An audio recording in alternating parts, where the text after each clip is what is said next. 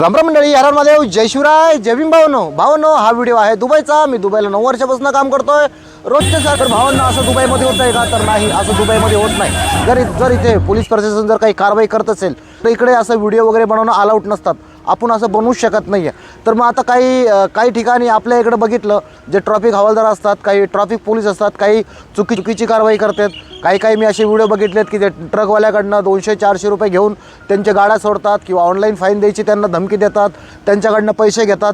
काही व्हिडिओ सत्य पण आहेत, परंतु इकडे असं काहीही होत नाही इकडे. कारण की इकडे तुम्हाला पोलीस रोडवरती दिसणार नाही. इकडले पोलीस तुम्हाला रस्त्यावरती तुमचा लायसन्स चेक करणार नाही, तुमचा इन्शुरन्स संपला आहे का ते चेक करणार नाही, तुम्ही सिग्नल तोडली आहे का, सिग्नल सगळं ऑटोमॅटिकली काम होतं. इकडे सगळं कॅमेरा काम करतं, त्याच्यामुळे इकडे पोलिसाला आराम असतो. आणि आपल्या भारतामध्ये जर बघितलं, जिथं काही ठिकाणी जिथं सिग्नल दिसत नाही, तिथं सिग्नल दिसत नाही तर आपलं पोलीस प्रशासन सिग्नलच्या अगोदर उभा राहायचं, तर सिग्नलच्या पाठीमागं किंवा लपून असे उभा राहतात आणि तिकडनं ते गाड्यावरती कारवाई करतात. म्हणजे आणि असे भरपूर काही मी व्हिडिओ बघितले. त्याच्यामध्ये खूप भारतामध्ये टोल नाका असतो, तिथे बी खूप सारं प्रकरण घडतं. तिथे पण टोल नाक्यावरती गाड्या अडवल्या जातात. जर गाडी वजन जरी नसलं तर ओव्हरलोड म्हणून सांगून पैसे घेतले जातात. आणि काही गाड्या असतात पंजाबच्या, काही गुजरातच्या, अशा काही गाड्या येतात महाराष्ट्रामध्ये किंवा बाहेर राज्यात येतात. आणि मग बाहेरचा माणूस असल्यामुळं तो तिथल्या लोकल माणसांना जे तिथं राहतात त्यांना तो भांडणं करत नाही आहे, त्यांचे व्हिडिओ वगैरे बनवतोय आणि मग रागानं तो व्हिडिओ वगैरे व्हायरल करतोय. पण कुठे ना कुठे आपण पण चुकतोय. कारण की मी सगळ्यांनाच सांगत नाही आहे. भरपूर असे व्हिडिओ मी बघितलेले आहेत, भरपूर असे सोशल मीडियावरती व्हिडिओ आहेत की तिथे मला पण असं इथे बसून वाटतं की यार आपल्या देशात असं का होतं. आता भावांना बघा, या दुबईमध्ये इथे टोल नाका नाही आहे, इथे लांबच्या लांब रांगा इथे नाही आहेत, इथे चेकिंग होत नाही आहे, इथे तुम्हाला विनाकारण तुम्हाला कोणी त्रास देत नाही आहे, इथे थांबून तुम्हाला पैसे देऊन तुमच्याकडनं टोल वसूल केलं जात नाही. इथं ऑटोमॅटिकली सिस्टम आहे. तर तसंच मला पण वाटतं की आपल्या देशामध्ये पण असंच का होत नाही आहे. कारण की एक मी ड्रायव्हर असल्यामुळं जे माझ्या काही भावना आहेत मी ते तुम्हाला सांगत असतो.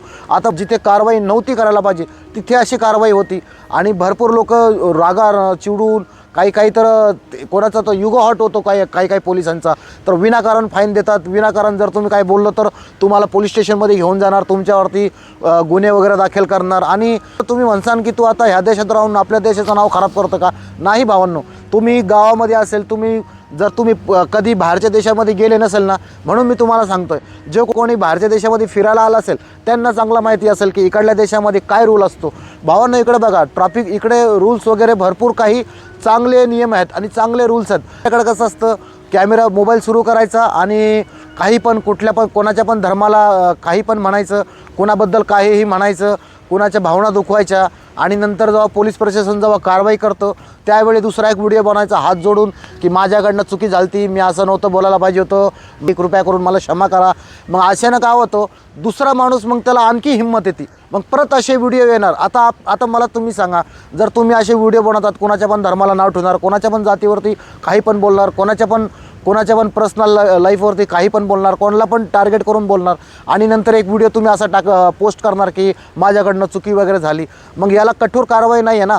जसं की आता ह्या देशामध्ये आता आम्ही असे व्हिडिओ बनवू शकत नाही, आम्ही कोणाच्या धर्मावरती बोलू शकत नाही, आम्ही कोणाच्या पर्सनल लाईफवरती बोलू शकत नाही, आम्ही कोणाचे पण व्हिडिओ बनवून असं अपलोड करू शकत नाही.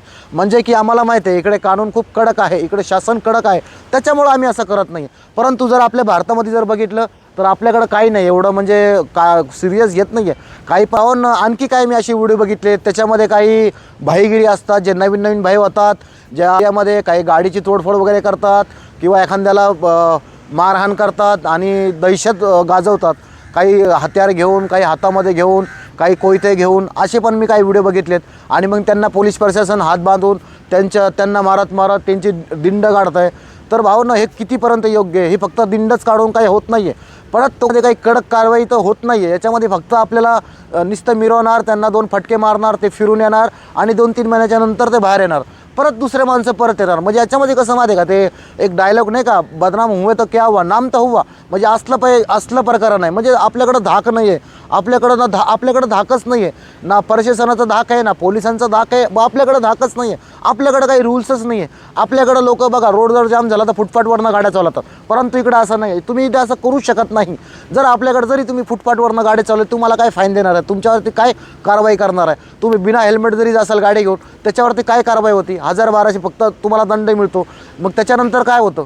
काहीच होत नाही आहे. त्याच्यामुळे आपल्याकडे कसं झालं माहिती आहे का, आपले माणसं म्हणजे ना आपल्याला धाकच नाही आहे कानूनचा, आपल्याला पोलिसांचा धाक नाही. आणि काही ठिकाणी आपले पोलीस पण आपलं स्वतःहून नाव खराब करतात. कारण की 9 वर्ष या देशामध्ये झाले, आत्तापर्यंत कुठल्या पोलीसवाल्यानं ना कुठल्या RTOनं ना माझी गाडी थांबवली, ना माझे पेपर चेक केले, ना मी कुठं रात्री गेलो, ना मला कुठं थांबवलं, ना मला मारलं, ना कोणी शिवी दिली.